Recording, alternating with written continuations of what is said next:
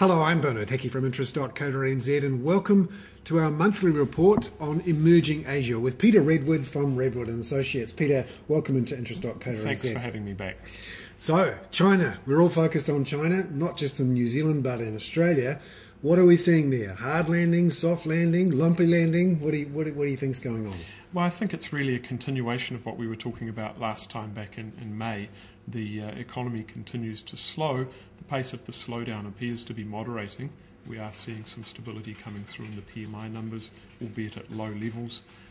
There's signs that some of the trade numbers have improved slightly as well. So there are some positive signs there.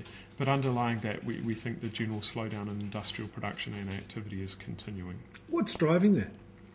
Well, the main factor really is the delayed impact of tight monetary conditions last year, combined with the fact that we saw significant overbuilding in the construction sector and infrastructure over many years, and so these forces are sort of crystallising. The slowdown really is largely a domestic story. People talk about the external environment creating problems for China, but that's not really what's been driving the slowdown. It's very much centred on industrial production and fixed asset investment. So when we say slowdown, in New Zealand, we'd be thrilled to get 5-6% growth. What does slowdown mean in Chinese terms? That's a very difficult question because you've got to really look at when you look at it, you've got to look at the aggregate GDP numbers, then the contribution coming from trade, and then the domestic consumption and investment numbers. So the private sector domestic consumption and investment numbers have actually come down quite a lot. So you're talking about maybe sort of 7% per annum growth in private sector consumption and investment, down to maybe 2 or 3. Offsetting that to an extent is a very modest pickup in government consumption and investment, as we have seen modest stimulus come through. And then I think the main effect that's going to provide support is an improvement in the external side, coming from weaker import demand and an improvement in the trade balance. That's important from a New Zealand and Australian point of view, this very much. Weakening of import demand from China. How is that factoring into the currency outlooks for Australia and New Zealand? Well, just quickly on the Chinese side, what we're seeing is the pace of import growth has clearly been running well below export growth this year, up until May. And that's really before the significant fall in commodity prices that we saw in May and June. So once you feed that in, then import value growth will be even weaker.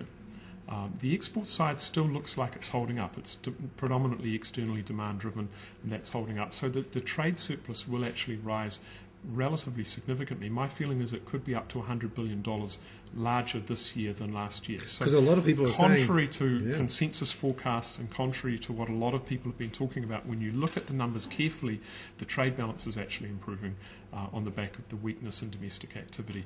Of course, what that means for Australia and New Zealand is that we're getting this crunching down of commodity prices.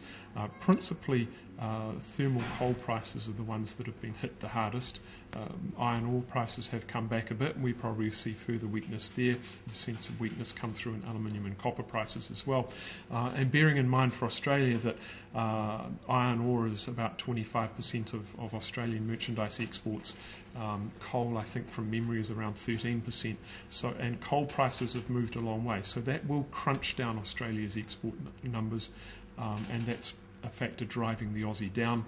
Kiwi sort of gets caught up in the tailwind of this. Australia is number 1 trading partner, China is the number 2, and so we're getting hit on both of those fronts. Yet the Australian and New Zealand dollar is pretty strong at the moment, against the US dollar at least. It has come back a bit. It's true that we've seen a rebound in Aussie and Kiwi in the last 3 or 4 weeks, and some stability there as well. Our explanation of that is that we went into early June with very large short positions in the market.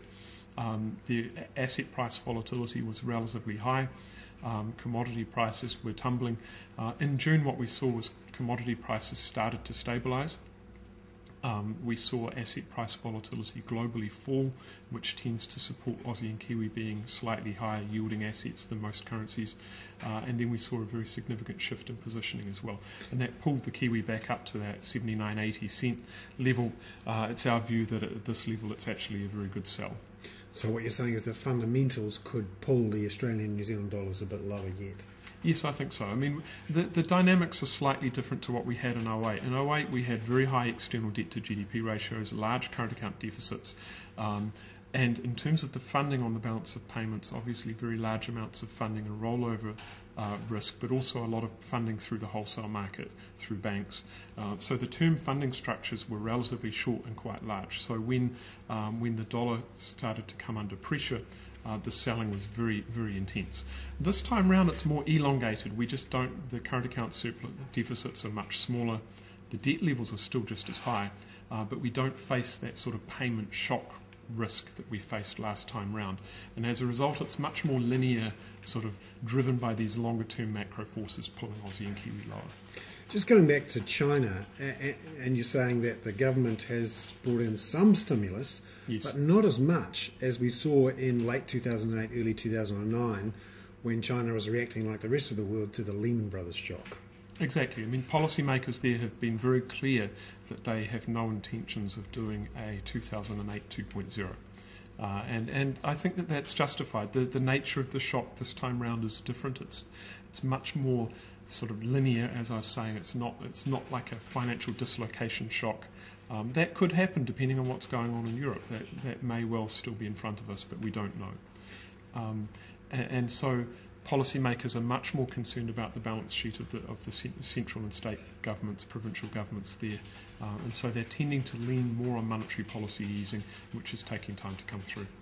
And the local governments this time don't seem to have the flexibility to go out there and build these new motorways and apartments and the likes, and not allowed to issue bonds in their own right to try and roll over some of that bad debt they've got. Exactly. A lot of local governments have debt to GDP ratios of close to 100%. Yikes. They've been funding their expenditure plans largely through selling of assets and collateralising the value of their land against their local government financing debt.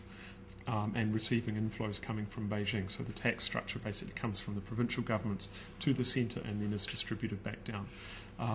And in my opinion, even if Beijing pushes funds to these local governments, because of the risk of pressure from the local government financing vehicles, I don't think that they will necessarily spend the money if they receive it.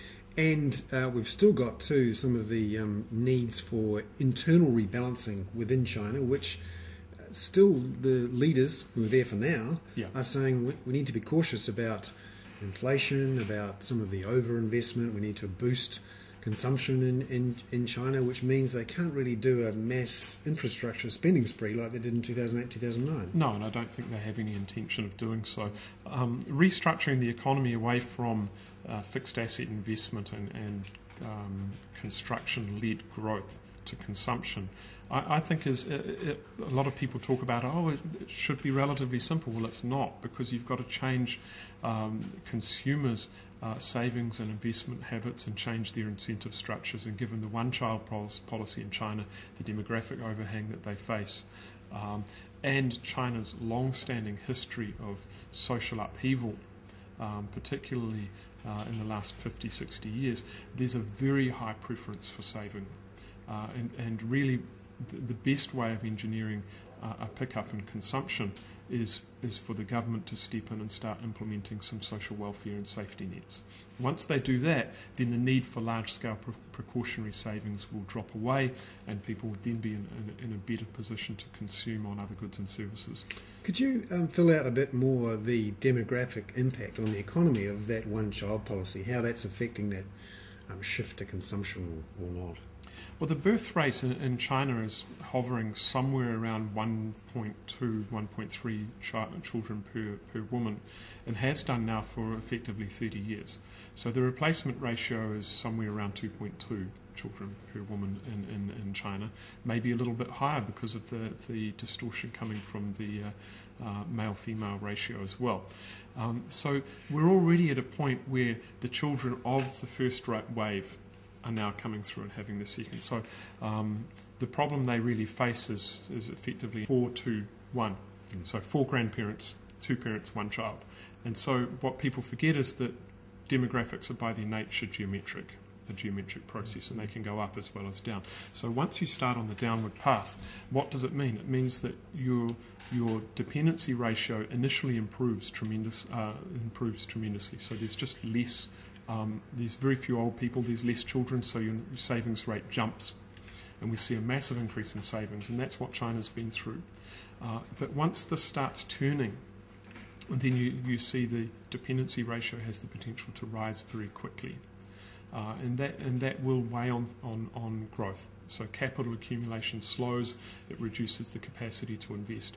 On top of that, it means that the population of working age starts contracting, so there's just simply less workers. And then as the demographic structure changes and as people age, older people are generally less innovative than young people, and as the population of working age moves higher, then you get less innovation as well. So all of that means that China's growth rate is coming down, and it will continue to come down on a trend fashion over the next 20-25 years. How long before China's population perhaps even starts to fall and that it really starts to hit their economy? It's difficult to say. Most demographic projections would suggest in the 2030s would be when we'd start seeing the population decline. But when it starts, it could be quite aggressive, as we're seeing in Japan. Interesting. Fantastic there. Peter Redward from Redward and Associates talking about how China's economy and what's going on there affects Australia and New Zealand. Every month, Peter comes in and talks to us about China. We're trying to get people understanding what's going on there and how it affects this part of the world. It now dominates our economic outlook. I'm Bernard Hickey for interest.co.nz.